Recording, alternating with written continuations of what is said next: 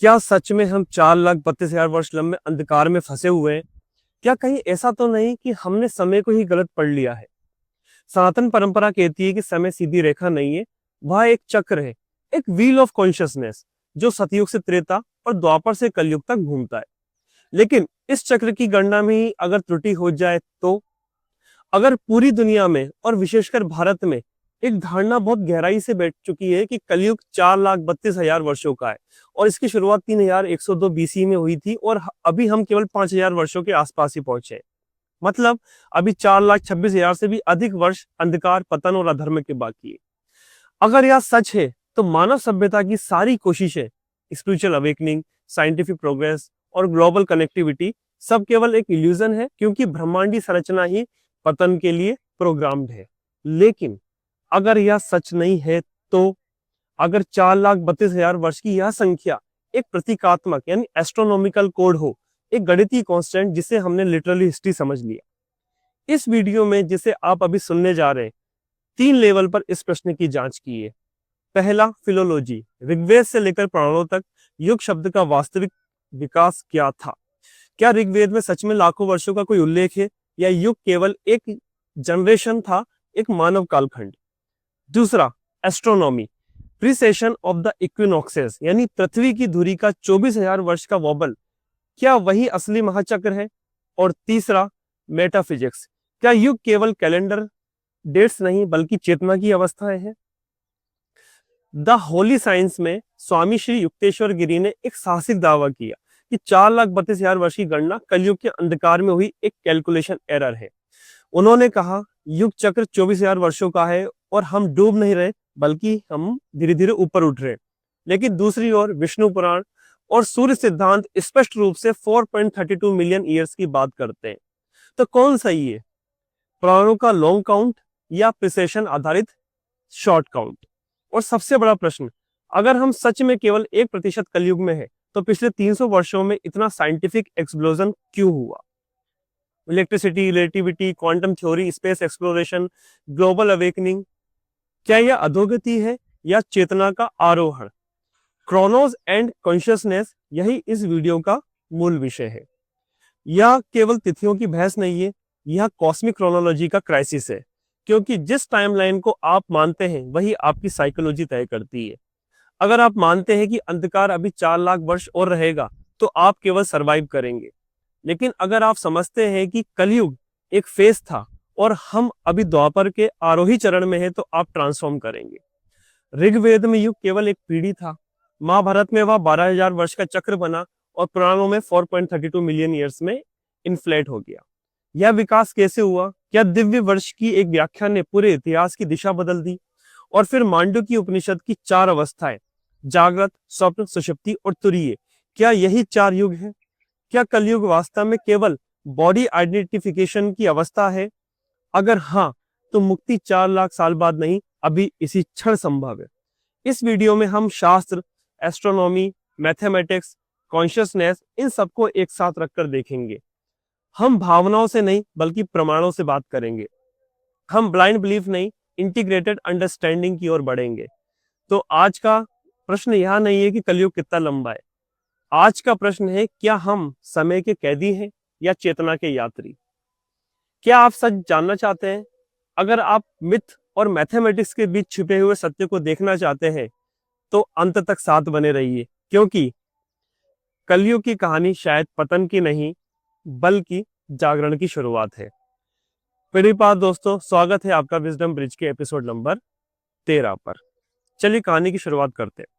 तो दोस्तों, 4,32,000 साल के इस रहस्य को सुलझाने के लिए हमें थोड़ा समय की धूल हटानी पड़ेगी और लौटना होगा बिल्कुल स्टार्टिंग में। हमें उस ग्रंथ को खोलना होगा जो केवल भारत का नहीं बल्कि मानव सभ्यता का सबसे प्राचीन ज्ञान स्रोत माना जाता है, ऋग्वेद। अब जरा खुद से पूछिए, जब हम ऋग्वेद के मंत्रों को पढ़ते हैं तो क्या वहां हमें 4 युगों का 4,32,000 साल वाला कोई एलोबरेट कैलकुलेशन मिलेगा? बिल्कुल नहीं।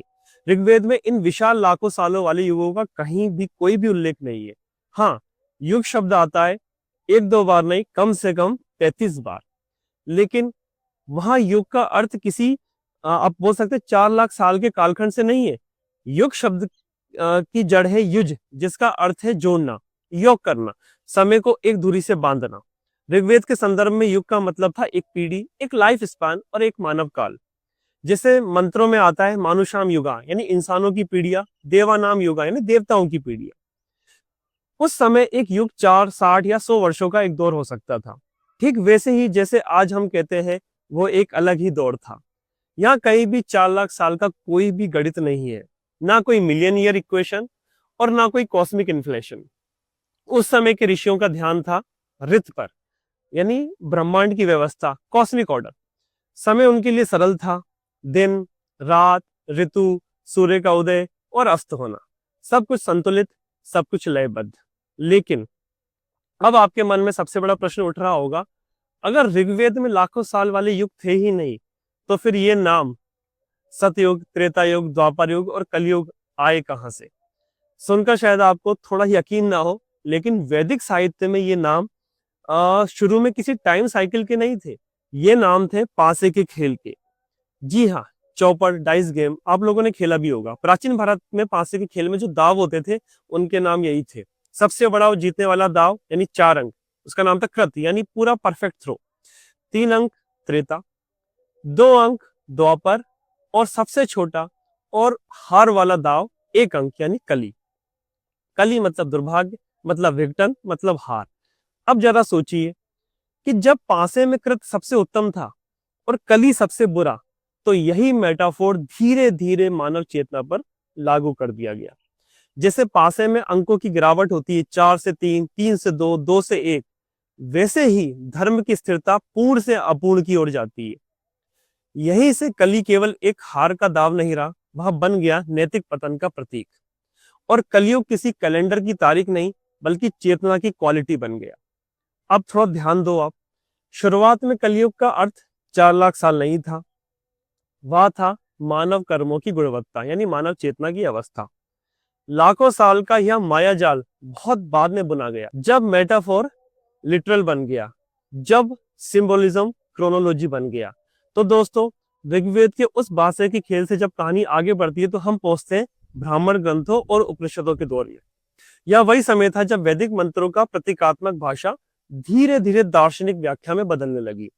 और यहीं पर हमें मिलता है एक अत्यंत महत्वपूर्ण सूत्र ऐतरेय ब्राह्मण में। वहां एक श्लोक आता है जिसे अगर आप ध्यान से समझ लिया जाए तो पूरी युग चर्चा की दिशा बदल सकती है। कली शयानो भवती संजिता हस्तु द्वापरा उत्तिष्ठ संश्रेता भवती कृतम संपदे चरण। अर्थात कली वह है जो लेटा हुआ है, द्वापर वह है जो अंगड़ाई ले रहा है, त्रेता वह है जो खड़ा हो गया है, और कृत यानी सत्य वह है जो चल रहा है। अब जरा गहराई से सोचिए, क्या यहाँ कहीं किसी 4 लाख साल के कैलेंडर की बात हो रही है? क्या यहाँ किसी कॉस्मिक डेट का उल्लेख है? बिल्कुल नहीं। यहाँ युग के मानव चेतना की जीवित अवस्थाओं के रूप में बताया गया है। कली मतलब शयन अवस्था, पूर्ण जड़ता यानी तमस गुण, द्वापर यानी उठने की तैयारी, हलचल यानी ऊर्जा का जागरण, त्रेता खड़ा होना यानी दिशा मिलना, संकल्प, और कृत या सतयुग का मतलब चलना, प्रगति यानी पूर्ण जागृति। यहाँ युग कोई हिस्टोरिकल एरा नहीं है, यह एक स्पिरिचुअल एक्सर्शन का स्केल है। आप कितने जागे हुए हैं, आपकी चेतना कितनी सक्रिय है, वही आपका युग है। यही वह क्षण है जहां पासे का मेटाफोर पूरी तरह से साइकोलॉजिकल हो जाता है। 4 से 1 की गिरावट अब केवल अंक नहीं, बल्कि गुणों की गिरावट है। सत्व से रजस और रजस से तमस, और कलयुग मतलब तमस, पूर्ण अज्ञान। सतयुग मतलब सत्व, पूर्ण क्लैरिटी, पूर्ण जागरण। और यही बात हमारे वेदांतिक विचार को और मजबूत करती है कि युग कैलेंडर डेट्स नहीं, बल्कि साइकोलॉजिकल स्टेट्स है। लेकिन कहानी यहाँ रुकती नहीं है। जब हम आगे बढ़ते हैं और पहुंचते हैं उपनिषदों की ओर, तो वहां पूरा फोकस समय को नापने से हट जाता है। मैत्री उपनिषद जैसे ग्रंथों में चर्चा अब इस पर नहीं कि युग कितने वर्षों का है, बल्कि इस पर है कि आत्मा क्या है। वह आत्मा जो समय से परे है, जो जन्म मरण से परे है और जो शाश्वत है। उपनिषद कहते हैं कि समय बदलता है, देह बदलती है, युग बदलते हैं, लेकिन आत्मा वह साक्षी है। लेकिन यही एक सबस्टल मोड है। इसी कालखंड में काल यानी टाइम को एक अलग स्वतंत्र सत्ता के रूप में देखने की शुरुआत होती है। पहले समय सूर्य के उदय अस्त जितना सरल था, अब समय एक विशाल दार्शनिक शक्ति बन गया। मैत्री उपनिषद में काल को ब्रह्म से अलग एक व्यापक सत्ता की तरह देखा जाने लगा। टाइम अब बोल सकते हैं कि मापने की चीज नहीं था, वह कॉस्मिक प्रिंसिपल बन गया। अब कहानी में आता है सबसे बड़ा ट्विस्ट कि ऋग्वेद में युग केवल पीढ़ी था, ब्राह्मण ग्रंथों में वह चेतना की अवस्था बना। लेकिन जब आगे बढ़ते हैं और पहुंचते हैं महाभारत, खासकर शांति पर्व और वन पर्व में, और साथ ही मनुस्मृति तक, तो पहली बार हमारे सामने युगों की एक साफ सुथरी और व्यवस्थित गणितीय गिनती आती है। यहीं से 4,32,000 साल वाले विवाद की पूरी नींव पड़ती है। दोस्तों, शांति पर्व में महर्षि व्यास युधिष्ठिर को युगों का गणित समझाते हैं। वो कहते हैं कि सतयुग 4,000 वर्ष का है, 400 वर्ष की संध्या है और 400 वर्ष का संध्यांश, कुल 4800 वर्ष। त्रेता इसी प्रकार 3600 वर्ष, द्वापर 2400 वर्ष और कलयुग 1200 वर्ष का है। जी हाँ, केवल 1200 वर्ष का। चारों युग मिलाकर एक महायुग बनाते हैं कुल 12,000 वर्षों का। ध्यान दीजिए, यहाँ कहीं भी 43,20,000 वर्ष का उल्लेख नहीं है। ग्रंथ आगे कहता है कि ऐसे 1,000 महायुग मिलकर ब्रह्मा का एक दिन बनाते हैं। अब तक सब कुछ सीधा, सरल और व्यवस्थित। लेकिन अब यहीं से शुरू होती है एक उलझन। शांति पर्व का एक और श्लोक कहता है कि मनुष्यों का एक वर्ष देवताओं का एक दिन रात होता है, अर्थात एक दिव्य वर्ष मतलब 360 मानव वर्ष। बस यहीं पर दो रास्ते बन गए और पूरी 4,32,000 साल की थ्योरी इसी एक सवाल पर टिक गई। महाभारत में बताए गए 12,000 वर्ष क्या मानव वर्ष है या दिव्य वर्ष? अगर हम इसे सीधे सीधे शाब्दिक अर्थ में पढ़े, जिसे बाद में शॉर्ट काउंट कहा गया, तो कलयुग सचमुच केवल 1200 मानव वर्षों का ही है। देवताओं के दिन का उल्लेख सिर्फ ब्रह्मांडीय अनुपात समझाने के लिए था, युगों की संख्या बदलने के लिए नहीं। लेकिन जब हम 400-500 ईस्वी के आसपास पुराणों की ओर बढ़ते हैं, विष्णु पुराण, भागवत पुराण और सूर्य सिद्धांत जैसे ग्रंथों पर, तो यहाँ एक नया नजरिया सामने आता है। पुराणों की परंपरा ने कहा, क्योंकि युग ब्रह्मांडीय स्तर के कालखंड है, इसलिए ये मानव वर्ष नहीं हो सकते, ये अवश्य दिव्य वर्ष होंगे। और बस यहीं से मल्टीप्लाई करने का खेल शुरू हुआ। 1200 दिव्य वर्ष मल्टीप्लाई बाय 360 यानी 4,32,000 मानव वर्ष। 2400 को 360 से गुणा करेंगे तो 8,64,000 और 3600 को 360 से करेंगे तो 12,96,000 और 4800 को करेंगे तो 17,28,000। इन चारों को जोड़ दें तो 12,000 वर्ष फूल अगर बन गए 43,20,000 का महायुग। यानी 12 लाख से 43 लाख की यह छलांग सिर्फ गणितीय परिवर्तन नहीं थी, या दर्शन का परिवर्तन था, या मनोविज्ञान का परिवर्तन था, या इतिहास दृष्टि का परिवर्तन था। इसने हमारे सतयुग को इतने सुदूर भूतकाल में धकेल दिया कि वह हमारी कलेक्टिव मेमोरी से बाहर हो गया, और कलयुग को इतने लंबे भविष्य में फैला दिया कि हमें लगने लगा कि भाई कुछ भी कर लो कोई फर्क नहीं पड़ेगा, क्योंकि अंधकार तो अभी लाखों साल चलने वाला है। और यहीं से जन्म हुआ उस मानसिकता का जिसमें मनुष्य स्वयं को कॉस्मिक विक्टिम समझने लगा। विक्टिम, जहां प्रयास से अधिक प्रतीक्षा का भाव आया, जहां परिवर्तन से अधिक सहनशीलता को धर्म मान लिया गया। लेकिन अब सवाल यह है कि क्या वह मल्टीप्लाई सिर्फ एक वैध व्याख्या थी, या कलयुग के अंधकार में गणना की एक त्रुटि, एक एरर? क्या हमने दिव्य वर्ष को गलत संदर्भ में लागू कर दिया? और अगर हाँ, तो क्या हम वास्तव में 4 लाख साल के अंधकार में हैं, या किसी 12,000 साल के चक्र को गलत समझ बैठे हैं? क्योंकि कभी कभी इतिहास बदलने के लिए सिर्फ एक गुणा ही काफी होता है, जैसा अभी आपने देखा। और यहाँ एक गुणा ने पूरी सभ्यता की आत्मदृष्टि बदल दी। अब यहाँ से कहानी में एक बहुत बड़ा सवाल उठता है, आखिर हमारे प्राचीन ऋषियों ने 4,32,000 का ही नंबर क्यों चुना? क्या यह बस एक तुक्का था, या इसके पीछे ब्रह्मांड का कोई गहरा गणित छिपा है? सच यह है कि 432 कोई सामान्य संख्या नहीं है, यह एक सैक्रेड इंटीजर है, एक ऐसा नंबर जो दुनिया की कई प्राचीन सभ्यताओं में दिखाई देता है। क्या आप जानते हैं कि भारत से हजारों किलोमीटर दूर प्राचीन सुमेरियन सभ्यता में भी यही संख्या दर्ज है? सुमेरियन सिविलाइजेशन के अभिलेख बताते हैं कि महाप्रलय से पहले उनके राजाओं का कुल शासनकाल 4,32,000 वर्ष का था। संयोग या किसी साझा खगोलीय परंपरा का संकेत? सोचिए। अब वापस भारत आते हैं। ऋग्वेद के पारंपरिक गणना पद्धति के अनुसार इनके मंत्रों में कुल अक्षरों की संख्या लगभग 4,32,000 मानी गई। हालांकि अलग अलग संस्करणों में थोड़ा बहुत अंतर हो सकता है। क्या यह महज इत्तेफाक है, कोइंसिडेंट, या यह एक प्रतीकात्मक प्रयास था वेद को समय की संरचना से जोड़ने का? सोचिए आप इस बारे में। अब इसे एस्ट्रोनॉमी की नजर से देखिए। इस 4,32,000 एक मास्टर की तरह काम करता है।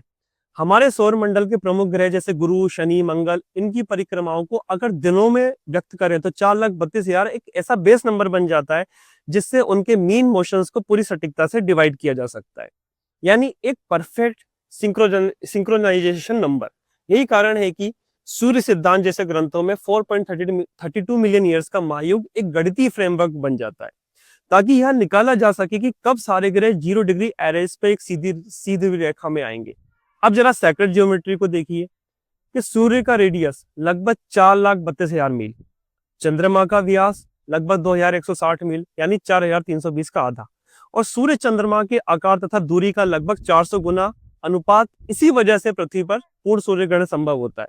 ऐसा लगता है कि 432 सौर मंडल की हार्मोनिक संरचना का एक कोड है। तो अब सबसे बड़ा प्रश्न, क्या 4,32,000 वर्ष का कलयुग मानव पीड़ा का इतिहास है या एक कोडेड एस्ट्रोनॉमिकल कांस्टेंट? सच यह है कि प्राचीन खगोलविदों के लिए इतना बड़े समय मान लेना गणना की सटीकता के लिए आवश्यक था। दोस्तों, जब आप मीन मोशंस निकालते हैं, प्लानेटरी अलाइनमेंट्स गिनते हैं, तो एक विशाल साइकिल एरर को न्यूनतम कर देता है। यानी 4.32 मिलियन ईयर्स मानव जीवन का कैलेंडर नहीं था, वह प्लानेटरी मैकेनिक्स का कैलकुलेटर था। यह तारों और ग्रहों की चाल का गणित था जिसे हमने अपनी किस्मत का अंधकार मान लिया। संभव है हमने एस्ट्रोनॉमिकल कोड को हिस्टोरिकल फैक्ट समझ लिया और यही भ्रम की शुरुआत हुई। तो दोस्तों, अब एक और सवाल, क्या हम 4 लाख साल के अंधकार में फंसे हैं या हमने एक खगोलीय सूत्र को अपना मनोवैज्ञानिक कारागार बना लिया है? अब एक बहुत गहरी सांस लीजिए आप, क्योंकि अब जो मैं कहने जा रहा हूं वह आपको अंदर तक हिला सकता है। मान लीजिए कि सिर्फ कुछ पल के लिए कि 4,32,000 सालों वाली लॉन्ग काउंट थ्योरी पूरी तरह से सच है, तो फिर आज हम कहां खड़े हैं? हमारे पारंपरिक पौराणिक कैलेंडर के अनुसार कलयुग की शुरुआत 17 से 18 फरवरी 3102 बीसीई की आधी रात को हुई थी। उसी क्षण जब कई ग्रह रेवती नक्षत्र के समीप एक सीधी रेखा में स्थित बताए जाते हैं, उसी पल को भारतीय खगोल शास्त्र में एक इपोक, एक 0 पॉइंट माना गया है। अब जरा गणित करते हैं। 3102 बीसीई से लेकर 2026 जो अभी चल रहा है, कुल बीते 5,127 वर्ष, यानी 4,32,000 वर्षों में से केवल 5,000 वर्ष अभी बीते हैं। मतलब हमने कलयुग का केवल 1.18% हिस्सा पार किया है। इसका अर्थ अभी लगभग 4,26,873 वर्ष का अंधकार बाकी है और यह युग समाप्त होगा लगभग 4,28,899 सीई में। जरा कल्पना कीजिए, हम अभी केवल 1% पतन पर है। तो आगे क्या होगा? पुराणों की भविष्यवाणी अब कहती है कि मानव आयु घटकर 20 वर्ष रह जाएगी, खेतों में अन्न उगना बंद हो जाएगा, सामाजिक संरचना पूरी तरह से कोलैप्स हो जाएगी, धर्म, सत्य, करुणा सब विलुप्त हो जाएंगे और अंततः मानवता बार्बेरिज्म में बदल जाएगी, यहां तक कि कैनिबलिज्म में भी। अगर यह सारी बातें सच है तो 20वीं सदी के 2 विश्व युद्ध, नरसंहार, परमाणु बम, ये सब क्या थे? सिर्फ एक ट्रेलर, एक ओपनिंग एक्ट, या उस भयावह फिल्म का जो अभी 4 लाख साल तक चलनी है? यही वह सोच है जिसने हमारे कलेक्टिव साइकोलॉजी को प्रभावित किया है। यह हमें सिखाती है कि कुछ नहीं बदल सकता, या कॉस्मिक प्लान है, तुम बस एंड्योर करो और अंत में किसी भविष्य के क्षण में कल्कि आएंगे और एकदम से सब ठीक कर देंगे। यह मानसिकता ट्रांसफॉर्मेशन नहीं सिखाती, या रेजिग्नेशन सिखाती है, या प्रयास नहीं सिखाती, या प्रतीक्षा सिखाती है। लेकिन क्या सच में हमारी नियति यही है? क्या हम वाकई एक 4 लाख साल लंबे अंधे कुएं में गिर रहे हैं, या क्या हमने एक खगोलीय गणना को अपने मनोवैज्ञानिक भाग्य में बदल दिया? क्योंकि अगर हम सच में सिर्फ 1% अंधकार में है, तो पिछले 300 वर्षों में इतना प्रकाश कहां से आया? Science, electricity, human rights, global connectivity, या योगा का विश्वव्यापी प्रचार, इतनी सारी रिसर्चेस, क्या यह पतन है या उदय? और अब यहां से असली खोज शुरू होती है, क्योंकि अब कहानी में एंट्री होने वाली है विज्ञान की। दोस्तों, 4 लाख सालों के उस खौफनाक सपने से बाहर निकलने का रास्ता कोई और नहीं दिखाता, बल्कि खुद हमारी पृथ्वी दिखाती है। चलिए अब इस पहेली को समझते हैं एक बहुत ही सरल लेकिन गहरे विज्ञान से, जिसे कहा जाता है प्रिसेशन ऑफ द इक्विनॉक्सेस। बचपन में आपने लट्टू जरूर घुमाया होगा। जब लट्टू घूमता है तो वह सिर्फ अपनी जगह पे घूमता नहीं, वह थोड़ा सा डगमगाता भी है। अब जरा कल्पना कीजिए कि हमारी पृथ्वी अंतरिक्ष में ठीक उसी लट्टू की तरह घूम रही है, ऐसी घूमती है। धरती अपनी धुरी पर लगभग 23.5 डिग्री पर झुकी हुई है और उस झुकी हुई धुरी पर वह निरंतर घूम रही है। लेकिन वह धुरी स्थिर नहीं है, वह धीरे धीरे डगमगाती भी है। इस डगमगाहट के कारण वसंत के पहले दिन सूर्य जिस नक्षत्र के सामने उगता है वह हर साल बहुत ही हल्के हल्के पीछे हटता है, इतना हल्का कि 1 डिग्री खिसकने में 71.5 वर्ष लग जाते हैं। और अगर पूरा 360 डिग्री का चक्कर पूरा करना है तो धरती को लगते हैं लगभग 25,772 वर्ष। हमारे प्राचीन खगोलविदों ने गणना को सरल बनाए रखने के लिए इसे एक राउंड फिगर में ले लिया, 24,000 वर्ष, यानी धरती की चेतना घड़ी का एक पूरा चक्र। अब ध्यान से सुनिए, यह 24,000 साल से 26,000 वर्ष का चक्र वास्तव में हमारी पृथ्वी का एकमात्र प्रमाणित फिजिकल क्लॉक है। सभ्यताओं का उत्थान पतन, खगोलीय संदर्भ, ऋतुओं का द्विकालिक परिवर्तन, सब इसी धुरी परिवर्तन से जुड़े हुए हैं। अब जरा 43,20,000 वाले वर्षों वाले महायुग को याद कीजिए। अगर 43,20,000 को 24,000 से डिवाइड करें तो यह पृथ्वी के किसी भी प्राकृतिक चक्र से सीधे सीधे मेल नहीं खाता। पूरे ब्रह्मांड में ऐसी कोई ज्ञात भौतिक घटना नहीं है जो हर 43 लाख वर्षों में सटीक रूप से दोहराई जाती है। लेकिन 24,000 वर्षों में वह ऑब्जर्वेबल है, वह मेजरेबल है और वह रिपीटेबल भी है। यही वह वैज्ञानिक आधार था जिसने 19वीं सदी के विद्वानों को गंभीर तरीके से सोचने पर मजबूर किया। उन्होंने पूछा, क्या लाखों साल का यह पहाड़ असल में 24,000 साल के इस असली चक्र की गलत व्याख्या है? क्या कहीं डिवाइन ईयर्स की मल्टीप्लिकेशन ने इस प्राकृतिक चक्र को इनफ्लेट कर दिया? क्योंकि जब हम धरती की असली घड़ी को देखते हैं तो वह कहती है सभ्यता का चक्र लगभग 24,000 वर्षों का ही है, ना कि 4,32,000 का। तो अब सवाल यह है कि क्या युगों की कहानी धरती की इस वॉबलिंग धुरी से जुड़ी है? क्या हमारी चेतना का उत्थान और पतन इस खगोलीय लय से तालमेल रखता है? और अगर हाँ, तो क्या हम डूब रहे हैं या ऊपर की तरफ उठ रहे हैं? क्योंकि जब विज्ञान और वेदांत एक ही दिशा की ओर इशारा करने लगे तो शायद कहानी बदलने वाली है। अब हम कहानी के उस हिस्से में आ गए हैं जो आपके सारे डर को जड़ता से हिला सकती है। साल था 1894। एक महान योगी, एक महान खगोल दृष्टा स्वामी श्री युक्तेश्वर गिरी ने एक क्रांतिकारी पुस्तक लिखी, द होली साइंस, कैवल्य दर्शन नाम है हिंदी में। उन्होंने सदियों से खड़े 4,32,000 साल के उस डरावने पहाड़ को सिर्फ एक वाक्य में चुनौती दी। उन्होंने कहा, यह डार्क एज एरर है, यानी अंधकार युग की गणितीय भूल। स्वामी जी ने तारों की चाल पर एक अद्भुत सिद्धांत रखा। उन्होंने कहा, हमारा सूर्य अकेला नहीं है, वह किसी ड्यूअल स्टार के साथ एक जोड़ी में है। और ये दोस्तों, ये दोनों मिलकर एक विशाल केंद्र यानी विश्व नाभि या ग्रैंड सेंटर का चक्कर लगा रहे हैं। इस एक परिक्रमा में लगते हैं लगभग 24,000 वर्ष। यही है असली युग चक्र। जब सूर्य इस महाकेंद्र के पास पहुंचता है तो मानव चेतना तेज हो जाती है। हम सूक्ष्म ऊर्जा को समझने लगते हैं। विज्ञान और अध्यात्म दोनों की बारीकियां स्पष्ट होने लगती है। और जब सूर्य इससे दूर जाता है तो चेतना भारी हो जाती है और हमें केवल स्थूल पदार्थ यानी ग्रॉस मैटर में ही उलझे रहते हैं। स्वामी जी ने महाभारत के उस 12,000 साल वाले गणित को फिर से उठाया, लेकिन एक महत्वपूर्ण स्पष्टता के साथ कि ये 12,000 साल देवताओं के नहीं बल्कि मनुष्यों के हैं।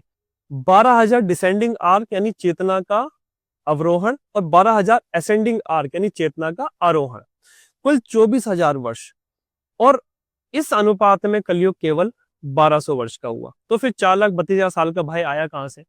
स्वामी जी ने कहा कि जब वास्तविक अवरोही कलयुग गहराया तो लगभग 700 BC तक युगों की सटीक गणना का ज्ञान धीरे धीरे लुप्त हो गया। बाद में लगभग 500 CE के आसपास जब खगोलविदों ने आकाश में प्रिसेशनल शिफ्ट देखा तो वे उलझ गए। उन्हें समझ ही नहीं आया कि इस बदलाव को अपने प्राचीन कैलेंडर से कैसे मिलाए। और इसी भ्रम में उन्होंने शास्त्रों में लिखे 1,200 वर्षों को गलती से दिव्य वर्ष मान लिया।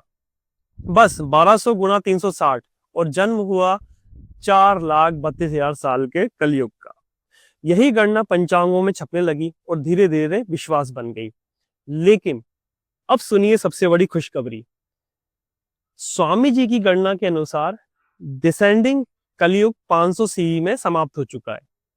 उसके बाद असेंडिंग कलयुग 1699 CE तक चला और 1700 के बाद हम प्रवेश कर चुके हैं असेंडिंग द्वापर युग में, असेंडिंग द्वापर युग साल 1899 तक द्वापर पूरी तरह सक्रिय हो चुका था और आज हम 327वें वर्ष द्वापर में है। और जरा पीछे मुड़कर देखिए कि पिछले 300 वर्षों में दुनिया कैसे बदली। भाप का इंजन, औद्योगिक क्रांति, बिजली, टेलीग्राफ, रेडियो, इंटरनेट, एआई, अंतरिक्ष यात्रा और फिर आइंस्टाइन का समीकरण E=mc²। यह खोज की जो हमें ठोस दिखता है वह वास्तव में ऊर्जा है। क्या यह कलयुग के लक्षण है या द्वापर युग ऊर्जा युग के संकेत? द्वापर युग में मनुष्य पदार्थ से ऊर्जा की ओर बढ़ता है, यानी ग्रॉस मैटर से सबस्टल की ओर। और यही तो हो रहा है। सोचिए आप, हम सिर्फ शरीर नहीं देख रहे, हम ऊर्जा, क्वांटम फील्ड्स को देख रहे हैं। हम अब सिर्फ पृथ्वी तक सीमित नहीं है, हम स्पेस तक जा रहे हैं।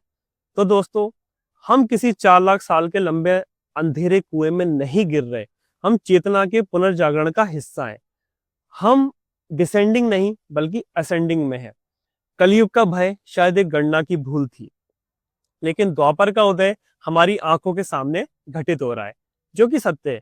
अब सवाल यह नहीं है कि अंधकार कितने साल चलेगा, बल्कि सवाल यह है कि क्या इस जागरण को हम पहचानते हैं? क्योंकि अगर स्वामी युक्तेश्वर गिरी सही है, तो हम इतिहास के सबसे रोमांचक मोड़ पर खड़े हैं। और यह अंधकार का अंत नहीं, यह चेतना के पुनर्जन्म की शुरुआत है। दोस्तों, अभी तक हमने समय का गणित समझा, तारों की चाल समझी, प्रिसेशन 24,000 साल का चक्र, लेकिन अब हम उस विज्ञान में प्रवेश कर रहे हैं जो इससे भी कहीं अधिक गहरा है, और वह है वेदांत।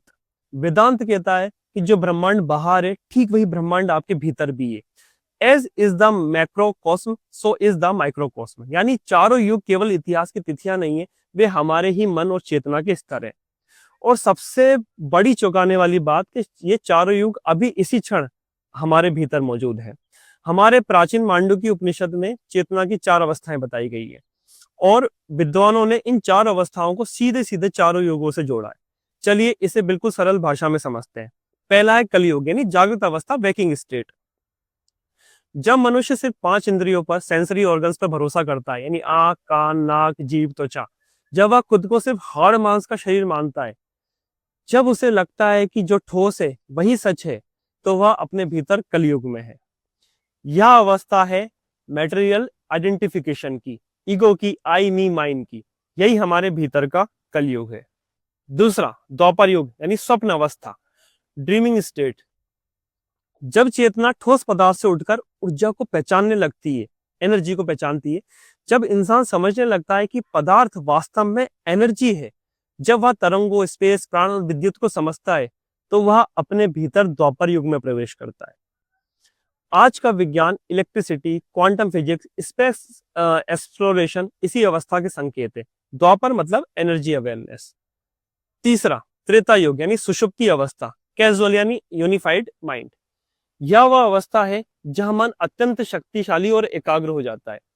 यहाँ भारी औजारों की आवश्यकता नहीं है, यहाँ संकल्प शक्ति की आवश्यकता होती है। संकल्प वास्तविकता को आकार देता है, और यह चेतना की सूक्ष्म परत है जहां विचार और सृष्टि लगभग एक हो जाते हैं। चौथा है सतयुग, यानी तुरीय अवस्था, ट्रांसेंडेंटल स्टेट। यह सबसे उच्च अवस्था है। यहाँ मैं और तुम का भेद समाप्त, कोई संघर्ष नहीं, कोई द्वंद्व नहीं।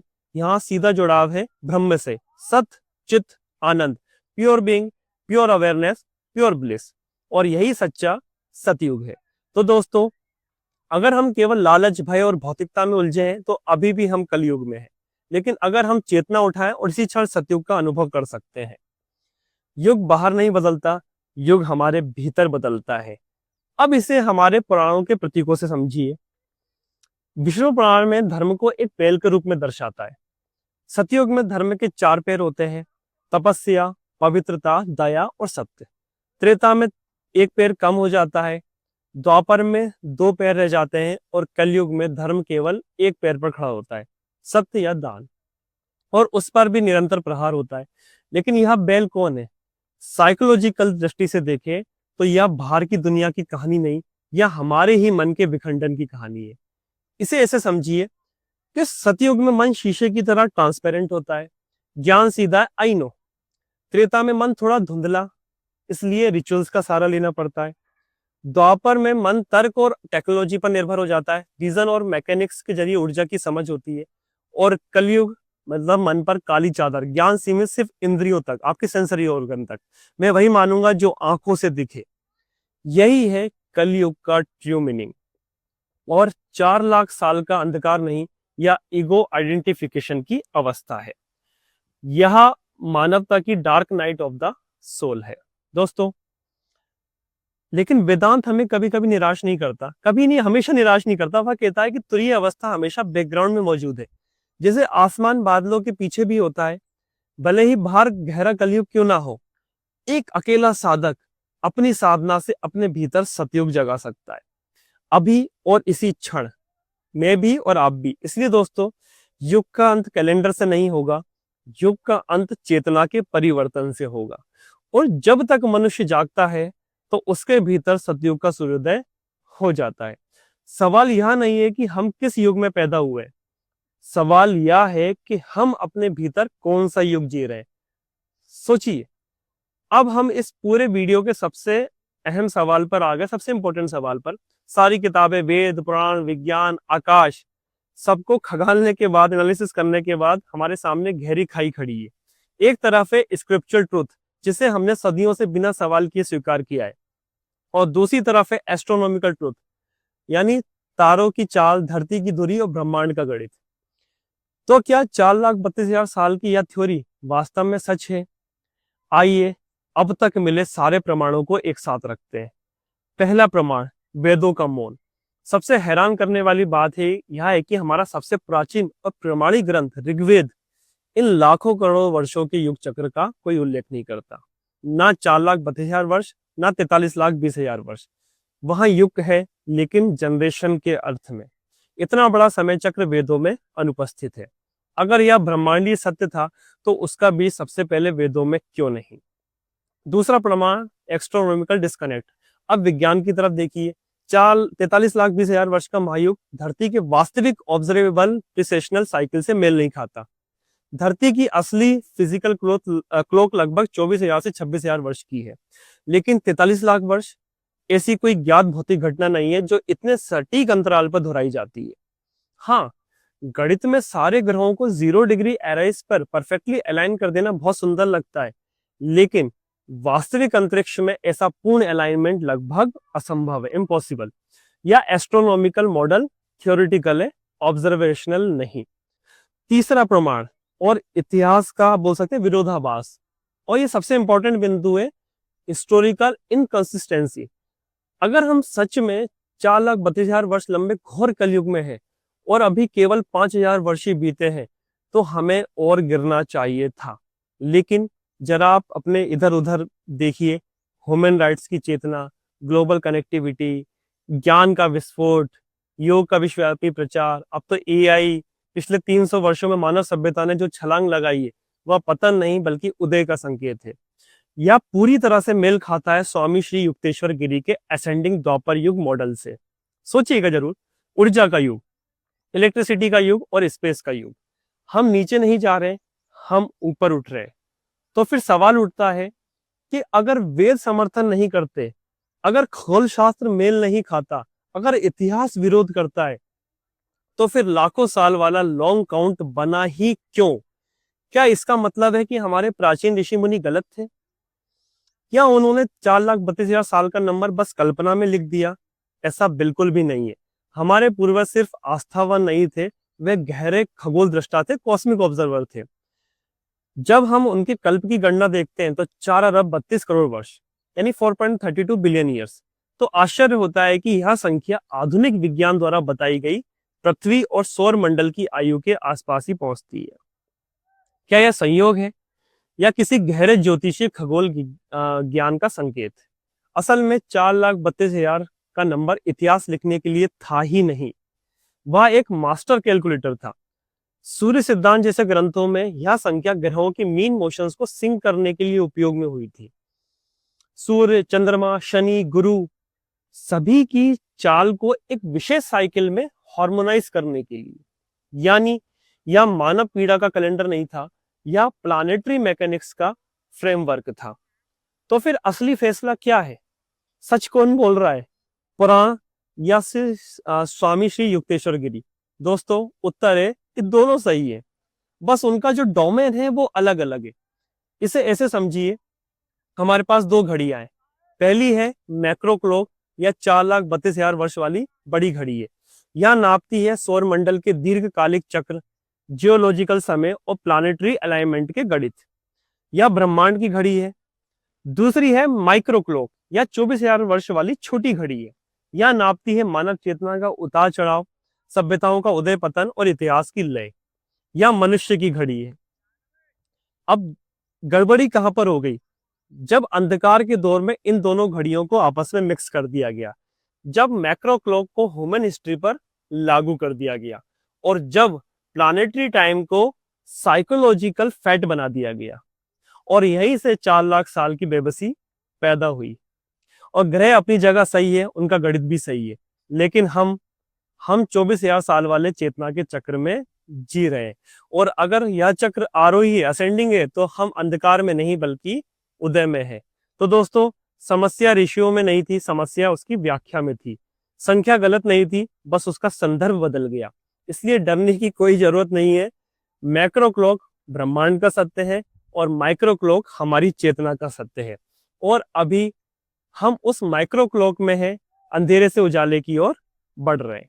तो दोस्तों अब आते हैं सवाल पर जो आज की आधुनिक पीढ़ी के मन में सबसे पहले आता है कि क्या इन युगों को आज के विज्ञान फिजिक्स की कसौटी पर परखा जा सकता है? और इसका जवाब है हाँ, बिल्कुल परख सकते हैं। सबसे पहले प्रिसेशन ऑफ द इक्विनॉक्सेस को देखिए। धरती का लट्टू की तरह डगमगाते हुए घूमना, लगभग 25,772 वर्ष का पूरा चक्र। यह कोई पौराणिक कल्पना नहीं है, यह आज के खगोल विज्ञान का एक एस्टैब्लिश साइंटिफिक फैक्ट है। धरती की दूरी धीरे धीरे बदलती है और इसी कारण नक्षत्रों के संदर्भ में विषुव यानी इक्विनॉक्स खिसकता है। यह मेजरेबल है, प्रिडिक्टेबल है और रिपीटेबल है। अब सवाल आता है कि स्वामी श्री युक्तेश्वर गिरी ने जो सूर्य के किसी डुअल स्टार की बात कही थी, उसका क्या? देखिए कि नासा ने अभी तक हमारे सूर्य के किसी निश्चित बाइनरी कंपेनियन की पुष्टि तो नहीं करी है, ठीक है, ये फैक्ट है। लेकिन आधुनिक विज्ञान यह मानता है कि हमारा पूरा सौरमंडल आकाशगंगा के गैलेक्टिक प्लेन में लगभग हर 3 करोड़ वर्षों में ऊपर नीचे ऑसिलेट करता है और इसी दौरान हमारा ओरिएंटेशन गैलेक्टिक सेंटर के सापेक्ष बदलता रहता है। यानी हमारा कॉस्मिक अलाइनमेंट स्थिर नहीं है, वह बदलता है। अब सुनिए इस पूरी थ्योरी का सबसे चौंकाने वाला वैज्ञानिक तथ्य। साल 1894 स्वामी युक्तेश्वर गिरी ने कहा मानव अब विद्युत चुंबकत्व यानी एनर्जी के युग में प्रवेश कर रहा है। उस समय दुनिया अभी भी मैटर को अंतिम सत्य मानती थी, लेकिन सिर्फ 11 वर्ष बाद 1905 में अल्बर्ट आइंस्टाइन ने स्पेशल रिलेटिविटी और फोटो इलेक्ट्रिक इफेक्ट प्रस्तुत किया और समीकरण दिया E=mc²। इस एक समीकरण ने दुनिया को गणितीय प्रमाण के साथ बताया कि मैटर दरअसल एनर्जी है। जरा सोचिए, जब स्वामी जी ने एनर्जी एज की घोषणा की तब यह केवल एक आध्यात्मिक दावा लगता था, लेकिन कुछ ही वर्षों में फिजिक्स ने उसे वैलिडेट कर दिया। 20वीं सदी, electricity, radio waves, quantum mechanics, nuclear energy, space exploration, क्या यह ग्रॉस मैटर की दुनिया है? खुद सोचिए, या एनर्जी की? अगर कलयुग सिर्फ स्थूल पदार्थ तक सीमित चेतना है, तो आधुनिक विज्ञान का एनर्जी रेवोल्यूशन किस युग का संकेत है? यह वही बदलाव है जिसे द्वापर युग कहा गया, यानी एनर्जी अवेयरनेस। अब हम ठोस से सूक्ष्म की ओर बढ़ रहे हैं। हमने परमाणु के भीतर झांका, हमने स्पेस टाइम को समझा, हमने क्वांटम फील्ड्स देखे, और यह सब ठीक उसी टाइमलाइन पर घटित हुआ जिसे स्वामी जी ने असेंडिंग द्वापर युग कहा। क्या यह संयोग है या चेतना और ब्रह्मांड की लय का संकेत? दोस्तों, विज्ञान और वेदांत एक दूसरे के विरोधी बिल्कुल भी नहीं है। विज्ञान बाहरी संरचना को मापता है और वेदांत भीतर की संरचना को, और जब दोनों एक ही दिशा की ओर संकेत करें तो शायद हम किसी कल्पना में नहीं, एक वास्तविक चेतना परिवर्तन में जी रहे हैं। तो दोस्तों, इन सारे ग्रंथों, विज्ञान और वेदांत का विश्लेषण करने के बाद कलयुग का असली वास्तविक अर्थ आखिर निकलकर क्या आया सामने? यह सच है कि इसके 3 अलग अलग आयाम हैं। पहला है टेक्सचुअल मीनिंग, यानी शास्त्रीय दृष्टि से देखें अगर हम ग्रंथों को क्रम में देखें तो यह कॉन्सेप्ट ऋग्वेद के एक साधारण पासे के दाव से शुरू हुआ, फिर महाभारत और स्मृतियों में 12,000 वर्षों के चक्र के रूप में आया और मध्यकालीन व्याख्याओं में मल्टीप्लिकेशन के बाद लाखों वर्षों का लॉन्ग काउंट बन गया। यानी एक मेटाफोर धीरे धीरे मैथमेटिकल लिटरलिज्म में बदल गया। दूसरा एस्ट्रोनॉमिकल मीनिंग यानी खगोलीय दृष्टि से अगर हम इसे तारों और ब्रह्मांड के संदर्भ में देखें तो यह वह फेज था जब पृथ्वी का ओरिएंटेशन उस कॉस्मिक सेंटर से सबसे दूर था। यह वह समय जब सूक्ष्म शक्तियों की समझ कमजोर पड़ जाती है। प्रिसेशन की चक्र लगभग 24,000 वर्ष है और इसी साइकिल में चेतना ऊपर नीचे होती है। यानी मैक्रो क्लॉक और माइक्रो क्लॉक दोनों अलग अलग डोमेन्स हैं, ये सत्य है, डोमेन में सत्य है। तीसरा है एक्सपेरिएंशियल मीनिंग, अनुभव की दृष्टि से देखें तो, और ये सबसे गहरा अर्थ है। कलयुग कोई तारीख नहीं है या माया की अवस्था है।